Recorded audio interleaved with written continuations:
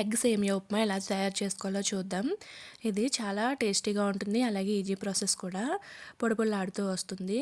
ఒకసారి ఇలా ట్రై చేసి చూడండి, మీకు కూడా నచ్చుతుంది. ముందుగా స్టవ్ ఆన్ చేసుకుని ఆయిల్ వేడి చేసుకోవాలి. వేడైన తర్వాత 2 ఎగ్స్ వేసుకునేవాలి. ఇది వెంటనే కదపకుండా 2 నిమిషాలు ఆగి కదిపితే ముక్కలా వస్తుంది. వెంటనే కదిపితే చిదిగిపోతుంది. ఇలా ముక్కలా అయిన తర్వాత వేయించుకుని అందులోనే పచ్చిమిరపకాయ ముక్కలు, వేపాకు, ఉల్లిపాయ ముక్కలు వేసి వేయించుకోవాలి. టేస్ట్కి తగ్గట్టు సాల్ట్ వేసుకుని వేయించుకోవాలి. 1 కప్పు సేమియా వేసుకుని వేయించుకోవాలి. ఇప్పుడు పక్కన స్టవ్ మీద ఒక గిన్నెలో కప్పున్నర వాటర్ పోసి వేడి చేసుకోవాలి. ఆ నీళ్ళు వేడైన తర్వాత ఈ మూకుట్లో వేసుకోవాలి. ఇప్పుడు టేస్ట్కి సాల్ట్ సరిపోయిందో లేదో చూసుకుని అడ్జస్ట్ చేసుకోండి. చివరిలో కొత్తిమీర చల్లుకుంటే సేమియా ఉప్మా రెడీ అయింది. వీడియో నచ్చితే లైక్ చేయండి, సబ్స్క్రైబ్ చేసుకోండి. చాలా టేస్టీగా ఉంటుంది. Thank you.